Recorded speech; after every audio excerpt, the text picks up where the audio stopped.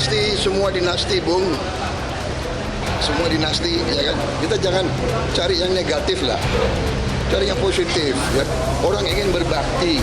Terkait istilah dinasti politik seperti apa, Pak? Ya itu kan masyarakat yang menilai. Paket ini itu paket yang menguntungkan Anies Baswedan, tetapi merugikan Ganjar Pranowo. Tenang saja Pak Prabowo, saya sudah ada di sini.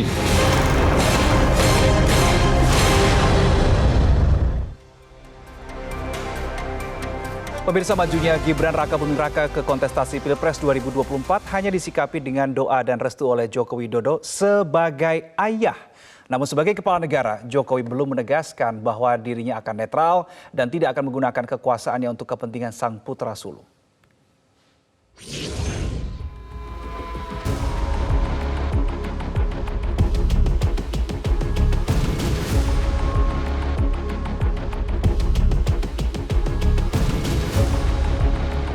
Sulit sepertinya mempercayai bila presiden akan netral dan tidak cawe-cawe memuluskan jalan sang putra sulung Gibran Raka Buming Raka di Pilpres 2024. Itu setidaknya yang menjadi kekhawatiran politikus senior P3 Muhammad Romahur Muzi.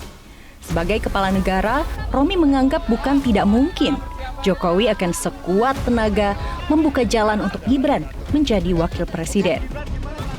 Kalau pertanyaan berpotensi, bapaknya presiden, ya kan? Dan kemudian para penyelenggara pemilu dan para pengawas pemilu itu apapun adalah aparat yang bisa dikatakan meskipun secara cabang dia bukan merupakan, secara politik bukan merupakan eksekutif, tetapi dalam pengkamaran trias politika dia tetap saja eksekutif judulnya. Sehingga ini menjadi hal yang harus kita cermati. Ada 271 pejabat kepala daerah yang itu adalah SK oleh Presiden dan Menteri Dalam Negeri yang aparatnya Presiden. Ya. Dan kemudian yang kedua kita juga tahu persis Presiden adalah Panglima tertinggi TNI dan Polri. Sehingga memang kita harus mencintai Presiden kita dengan cara menjaganya untuk tetap seperti kata FIFA fair play. Apa yang menjadi kegelisahan Romi sama seperti yang dirasakan politikus PDI Perjuangan Masinton Pasaribu. Masinton merasa majunya Gibran menjadi kandidat orang nomor 2 di negara ini adalah skenario yang telah dipersiapkan sejak lama. Masinton bahkan menyinggung dinamika politik yang terjadi belakangan ini erat kaitannya dengan isu perpanjangan masa jabatan presiden atau Jokowi 3 periode. Ini adalah bagian dari upaya politik pelanggengan kekuasaan. Dan itu nyata. Ini kan bukan desain yang tiba-tiba, putusan MK ini bukan putusan yang berdiri sendiri. Ini by design lama. Ini skenario itu 3 periode tertolak. Setengah periode yaitu penundaan pemilu tertolak. Kemudian melipir menggunakan tangan. Yang sesungguhnya institusi ini harus kita jaga karena dia adalah garda terdepan untuk menjaga konstitusi kita. Tapi apa? Putusannya bukan putusan yang konstitusional menurut saya dan bukan berdasar atas pertimbangan konstitusi. Tapi putusan itu lebih pada putusan tiran menurut saya. Maksudnya putusan demi anak presiden lagi-lagi? Putusan demi anak presiden lagi-lagi? Ya, putusan itu tidak berdiri sendiri saya katakan. 2 hari sejak Gibran bersama Prabowo terdaftar secara sah di KPU RI, belum ada sikap atau pernyataan tegas bahwa Presiden Joko Widodo akan netral dan tak menggunakan kekuasaannya untuk kepentingan Gibran. Doa dan restu yang sudah disampaikan Presiden malah memicu tafsir yang macam-macam. Ya orang tua itu hanya tugasnya mendoakan dan merestui. Tapi Bapak keputusan semuanya karena Bapak setuju nggak Pak? Karena sudah dewasa, jadi jangan terlalu mencampuri urusan yang sudah diputuskan. Bapak setuju nggak kalau Gibran maju? Anak kita. Bapak setuju nggak Pak kalau Gibran? Setuju nggak kalau Gibran? Orang tua itu hanya mendoakan dan merestui. Tapi cocok. Tim Liputan Metro TV.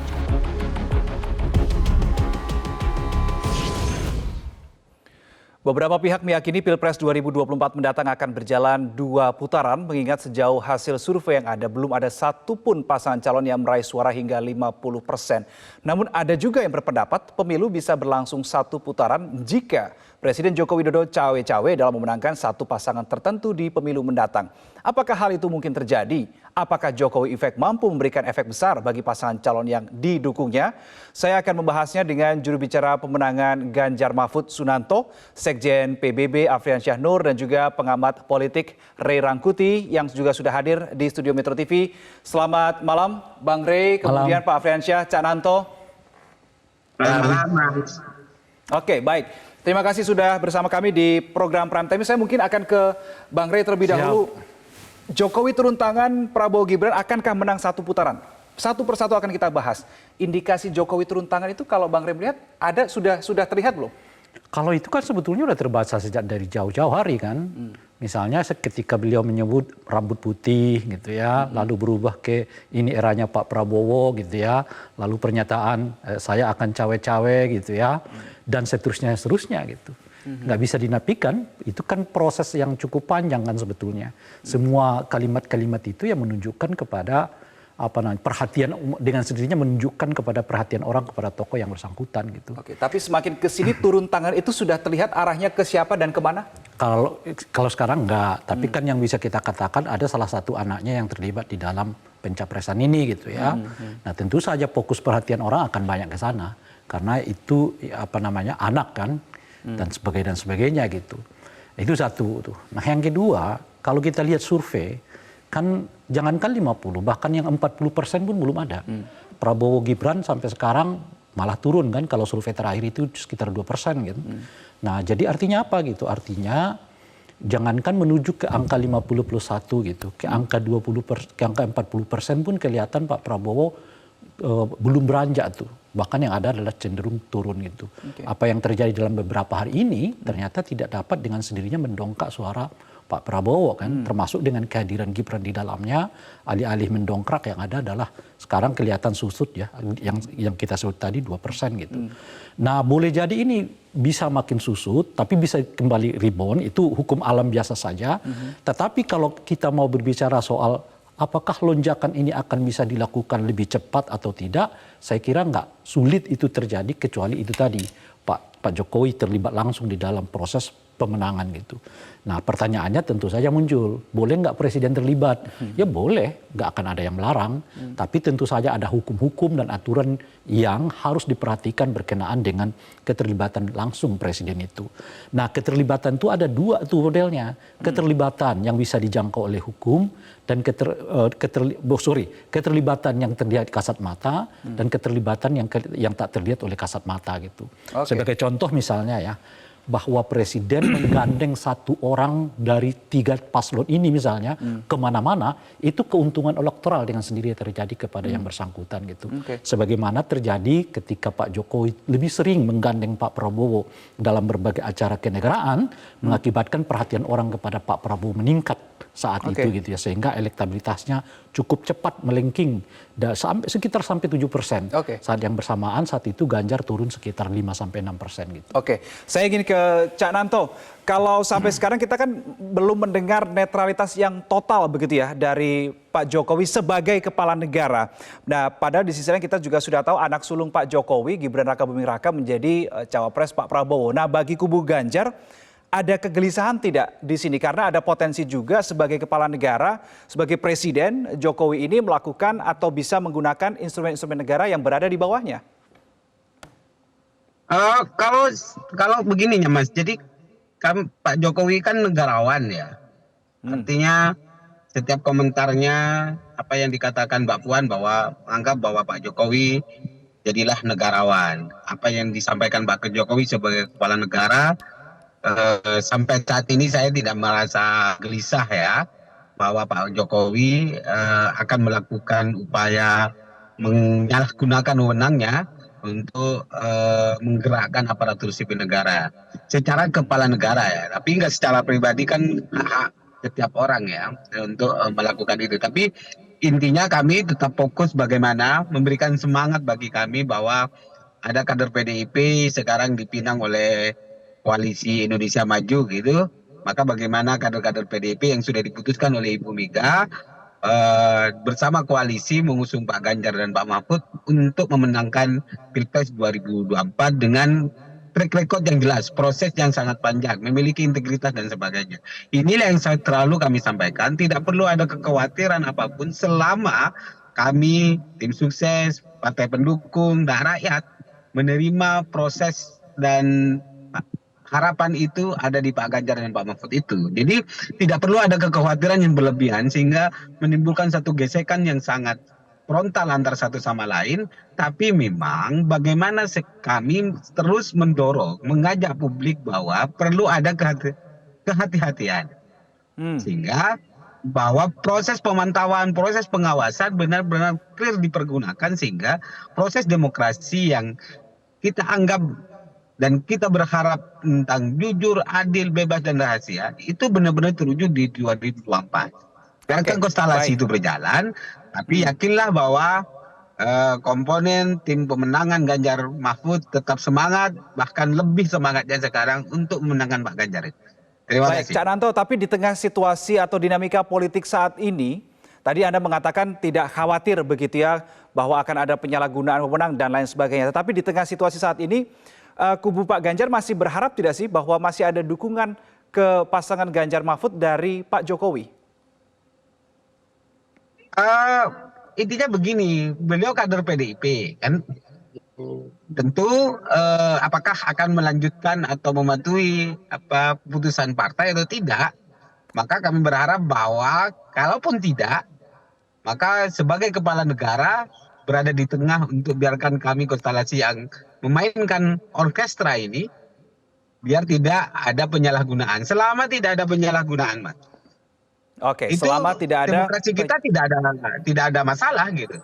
Kecuali Pak Presiden menggunakan kekuasaannya untuk kepentingan tertentu, untuk memenangkan satu pasangan tertentu, dan itu sudah menyalahi mekanisme dan aturan demokrasi kita, baru maka kami berharap publik, masyarakat bergerak agar tidak terjadi yang seperti itu.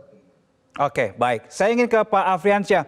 Kalau dari kubu Pak Prabowo sendiri melihat netralitas figur Pak Jokowi, baik itu sebagai pribadi ataupun sebagai kepala negara, seperti apa?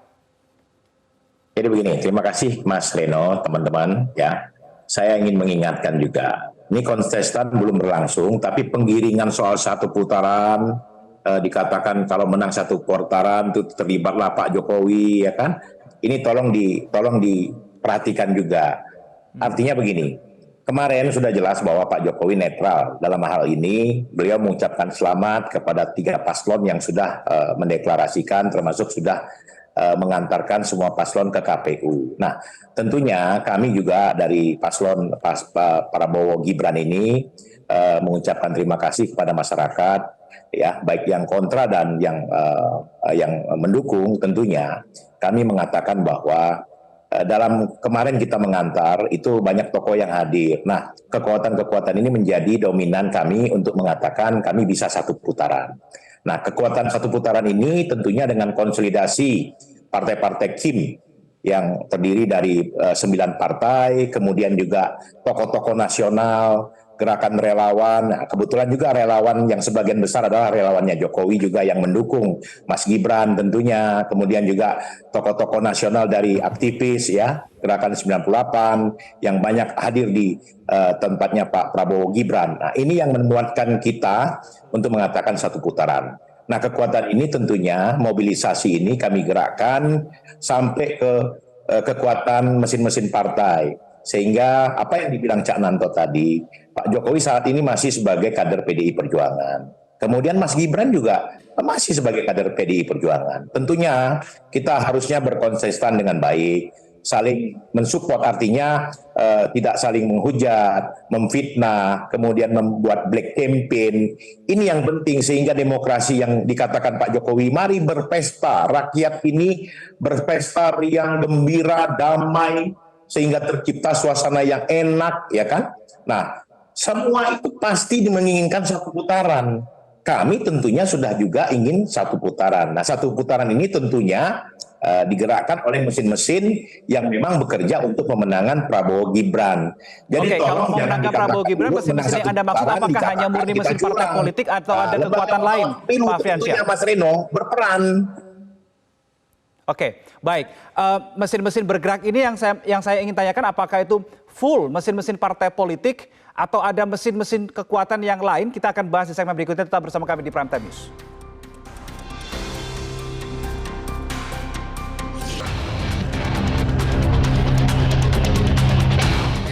Semua dinasti, Bung. Semua dinasti, ya kan? Kita jangan cari yang negatif lah. Cari yang positif, ya. Orang ingin berbakti. Terkait istilah dinasti politik seperti apa, Pak? Ya itu kan masyarakat yang menilai. Paket ini itu paket yang menguntungkan Anies Baswedan, tetapi merugikan Ganjar Pranowo. Tenang saja Pak Prabowo, saya sudah ada di sini.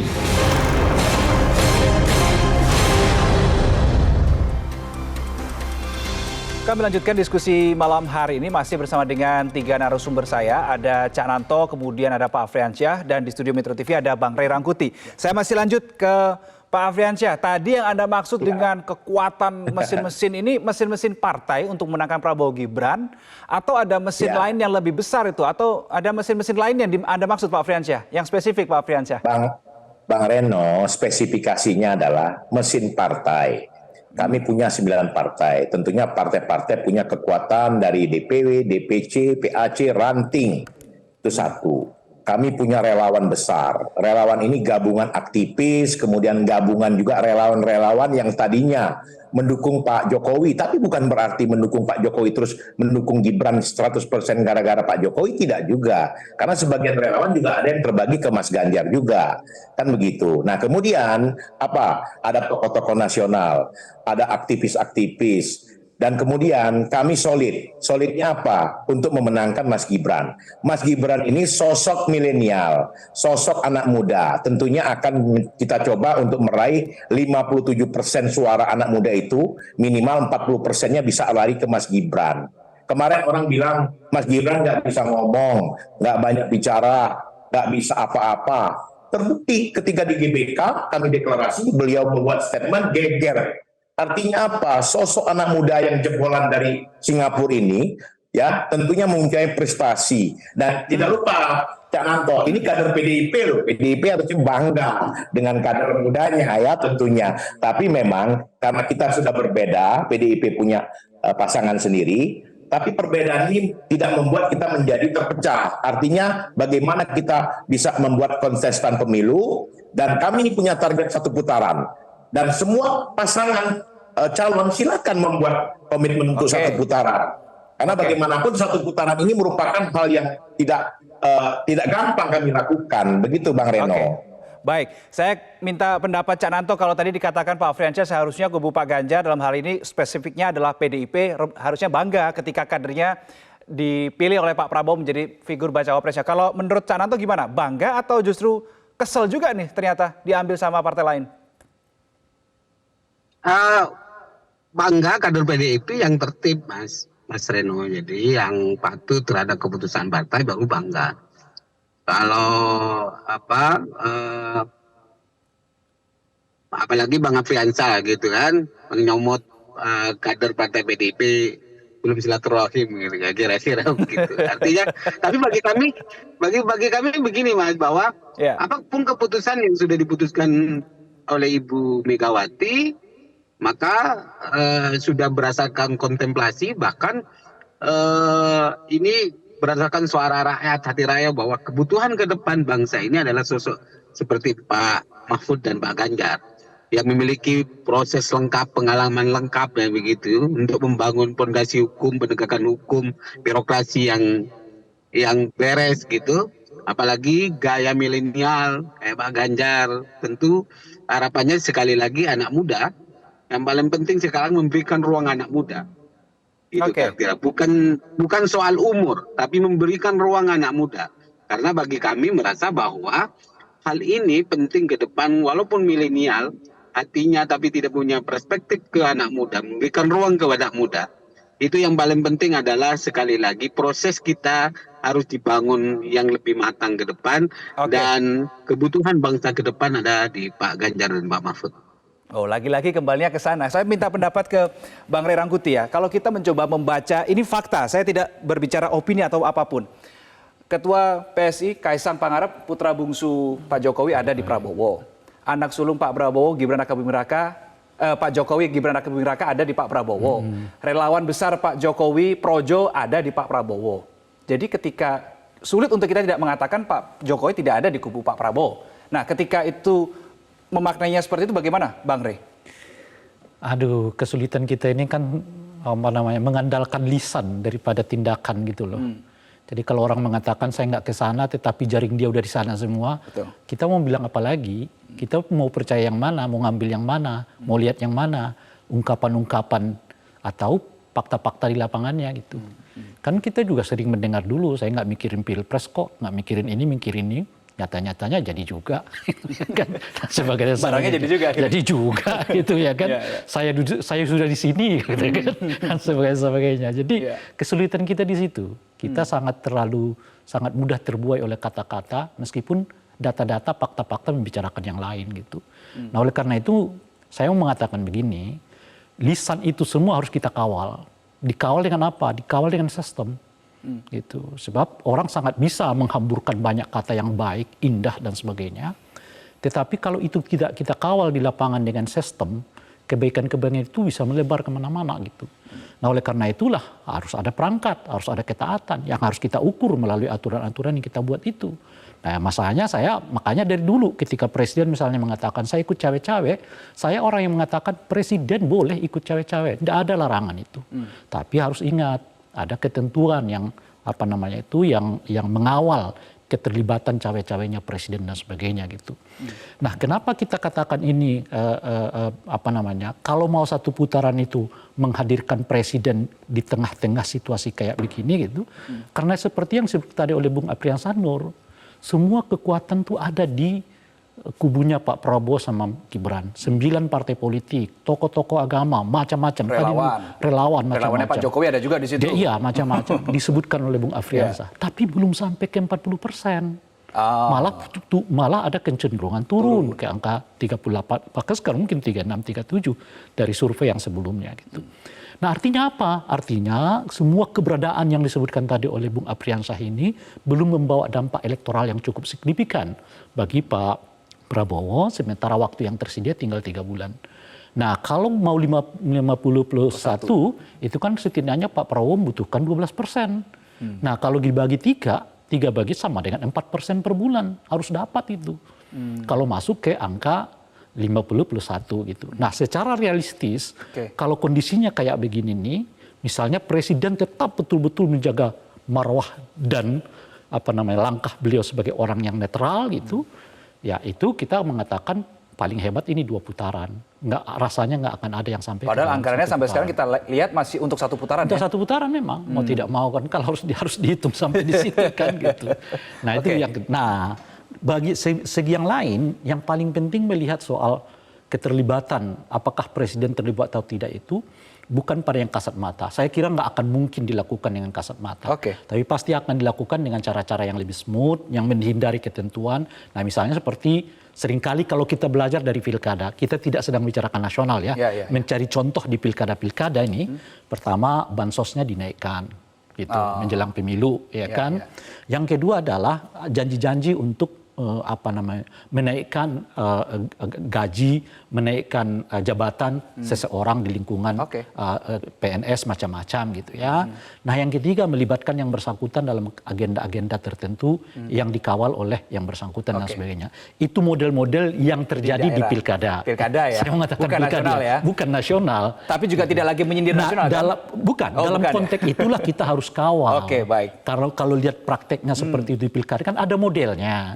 Nah, itulah yang baru kita contoh, lalu kita buat sistemnya di tingkat nasional untuk menghindari praktek-praktek yang lazim terjadi di pilkada ini terjadi juga di tingkat nasional.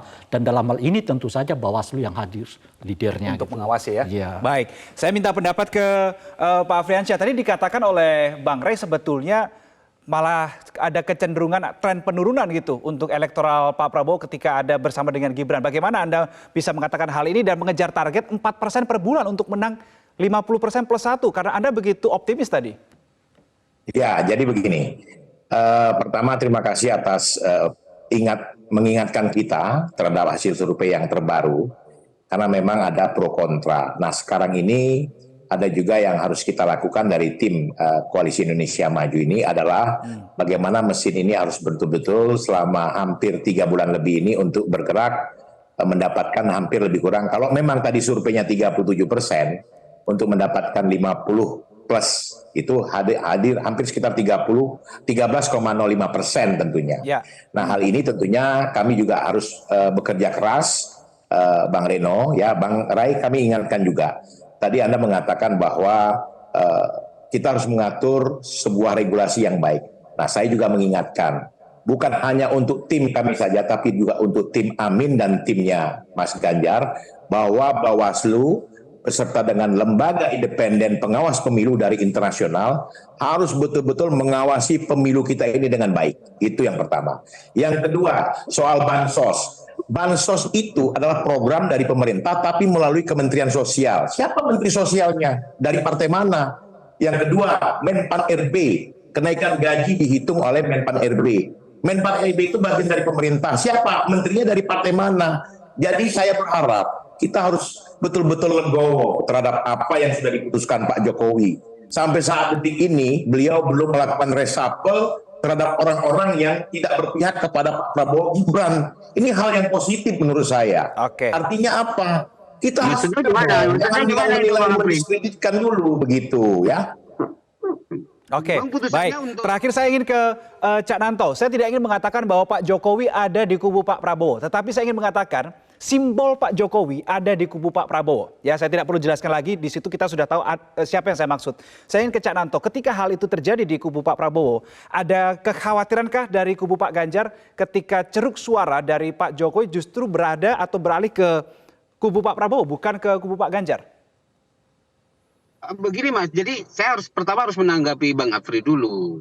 Ya. Memang Pak Jokowi dari mana? Kan dari PDI Perjuangan, yang suaranya dari Sapel kan Gerindra. Prabowo lah. Nah oleh karena itu, justru itu yang persoalannya. Kalau mau jadi negarawan, nggak begitu dong. Yang ini kan Pak Jokowi katanya mau dukung Bang Jokowi negarawan, kan? Kalau tadi bahwa siapapun menterinya yang nggak dukung Gibran, nggak dukung Prabowo sama Gibran di reshuffle, logikanya dari mana Om dia Pak Prabowo aja? Saya tidak mengatakan reshuffle, Pak Nanto, bukan mengatakan reshuffle, tapi program-program itu kan dari menteri-menteri yang diangkat Pak Jokowi. Ya, yang menteri-menteri yang banyak dukung Gibran Prabowo juga banyak Mas, lebih banyak dari kader PDIP. Ya, jadi benar tapi saya kira begini Mas, kami tidak perlu ada kekhawatiran ya bahwa kami di TPN dan kader PDI Perjuangan selalu berprinsip bahwa bangsa ke depan harus dipimpin oleh dua sosok ini karena misalnya memiliki integritas dan layak masa depan bangsa dipertaruhkan. Tidak hanya karena dia anaknya Pak Jokowi misalnya, tapi karena kebutuhan bangsa ke depan. Maka kami optimis dua sosok ini bisa mewakili perasaan tentang bagaimana kemajuan bangsa ini. Jadi tidak perlu ada kekhawatiran bahwa TPN akan merengek-rengek gitu Pak Jokowi gitu. Enggak. TPN enggak khawatir juga untuk kehilangan suara dari Pak Jokowi ya, Cak Nanto? Ya, saya kira kalau pendukung PDI dan Pak Ganjar tidak akan kehilangan suaranya. Karena pemilih rasional pasti, pemilih rakyat Indonesia bisa dipastikan adalah memilih bukan karena orang, tapi karena sosok, pengalaman dan sebagainya, Mas. Memiliki integritas dan sebagainya. Nah, ya gitu, Mas. Oke, baik. Cak Nanto, Pak Afriansyah, dan Bang Rey, sebetulnya masih ada beberapa pertanyaan yang saya tanyakan, tapi sayang sekali waktu kita sudah habis. Jadi semoga ada waktu yang lain ya untuk kita berdiskusi. Selamat malam, Cak Nanto, kemudian Pak Afriansyah dan Bang Rey Rangkuti. Terima kasih. Jelajahi cara baru mendapatkan informasi. Download Metro TV Extend sekarang.